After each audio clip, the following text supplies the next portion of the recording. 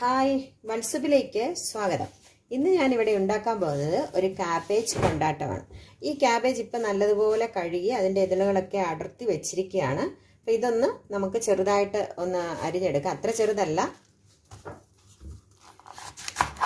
അപ്പം ഈ ഒരു വലിപ്പത്തിൽ ഞാൻ അരിഞ്ഞു മാറ്റുവാണ്.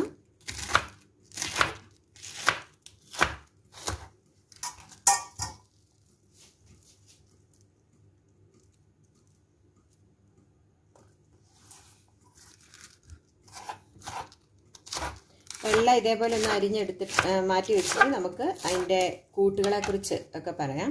അപ്പം നിങ്ങൾ ഇത് കാണുന്നതിന് ഒപ്പം ഇതിൻ്റെ കമൻ്റൊക്കെ രേഖപ്പെടുത്തണം. കണ്ടു കഴിഞ്ഞ് തയ്യാറാക്കി നോക്കണം. പിന്നെ ഷെയർ ചെയ്യണം. അത് കൂടാതെ സബ്സ്ക്രൈബ് ചെയ്യുകയും ചെയ്യണം. മറക്കാതെ സബ്സ്ക്രൈബ് ചെയ്യണേ.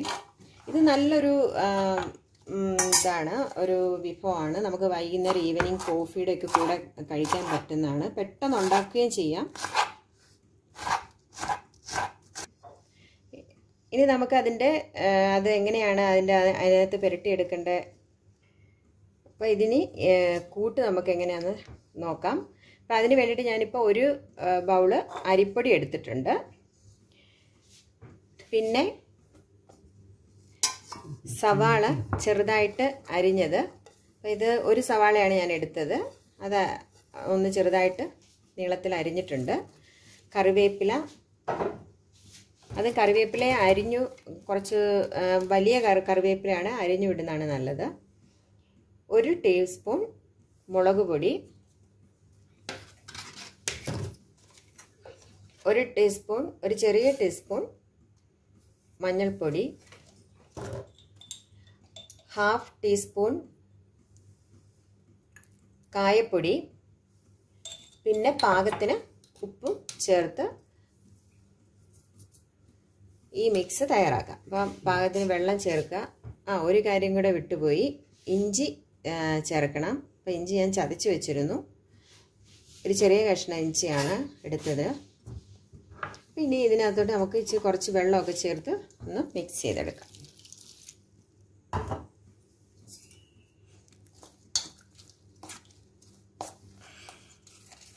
പറയാണ് ഇതുപോലെ നന്നായിട്ട് മിക്സ് ചെയ്തെടുക്കണം. അപ്പം ആ സവാള ഒന്ന് മയം വരുത്താൻ വേണ്ടിയിട്ടാണ് നമ്മൾ ഇതേപോലെ മിക്സ് ചെയ്തെടുക്കുന്നത്. കൈ കൊണ്ട് മിക്സ് ചെയ്യുന്നതായിരിക്കും നല്ലത്. അപ്പോൾ പാകത്തിന് വെള്ളം ചേർത്ത് വേണം അത് മിക്സ് ചെയ്തെടുക്കാനായിട്ട്. അപ്പോൾ നമ്മുടെ ക്യാബേജ് എല്ലാം ഈ കൂട്ട് ക്യാബേജിൽ പിടിച്ച് ഇരിക്കണം. അതിന് വേണ്ടിയിട്ടാണ് നമ്മൾ ഇതേപോലെ മിക്സ് ചെയ്യുന്നത്.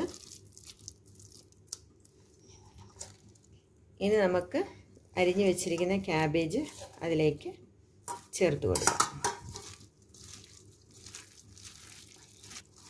കണ്ടോ, ഇതേപോലെ മിക്സ് ചെയ്ത് എടുക്കണം.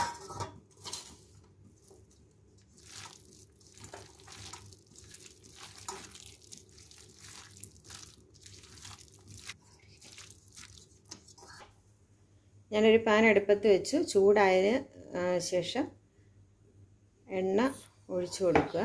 അത് മൊത്തം വറുത്തെടുക്കുവാനായിട്ട് ഉള്ള എണ്ണ വേണം ഒഴിക്കാനായിട്ട്.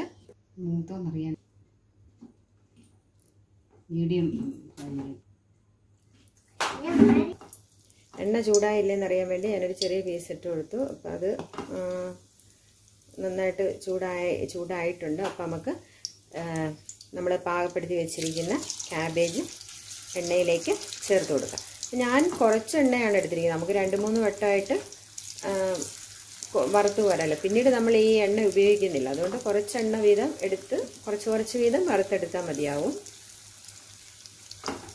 പെട്ടെന്ന് റെഡിയാകുന്ന ഒരു വിഭവമാണിത്. ഇതുപോലെ ഒന്ന് ഇടയ്ക്ക് ഇളക്കി കൊടുക്കണം. അപ്പോൾ ഈ കൊണ്ടാട്ടം നല്ല ടേസ്റ്റാണ്, പെട്ടെന്ന് ഉണ്ടാക്കാം.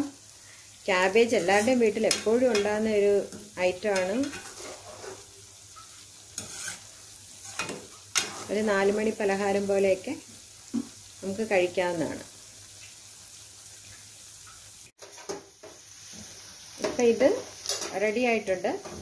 നമ്മൾ ഇട്ട ഉടനെ ഇളക്കി കൊടുക്കരുത് കേട്ടോ. അങ്ങനെ കൊടുത്തു കഴിഞ്ഞാൽ നമ്മുടെ ആ കൊണ്ടാട്ടത്തിൻ്റെ അകത്ത് ആ മിക്സിങ് പിടിക്കത്തില്ല. അപ്പം നമ്മുടെ ആദ്യത്തെ കൂട്ട് കൊണ്ടാട്ടം റെഡി ആയിട്ടുണ്ട്, ഒരു സെക്ഷൻ. അപ്പം ഞാനതൊരു പാത്രത്തിലേക്ക് മാറ്റി ഒരു ടിഷ്യൂ പേപ്പറൊക്കെ വെച്ചിട്ടാണ് മാറ്റി, എണ്ണയൊന്ന് വലിയാൻ വേണ്ടിയിട്ട്. അപ്പോൾ നമ്മൾ അടുത്ത ഇത് ഇട്ട് കൊടുക്കുമ്പോഴത്തേക്കിന് എപ്പം ഇത് എണ്ണയ്ക്കകത്തോട്ട് ഇടുമ്പോഴത്തേക്കിനും നന്നായിട്ട് തിരുമ്മിയിട്ട് വേണം ഇട്ട് കൊടുക്കാനായിട്ട്.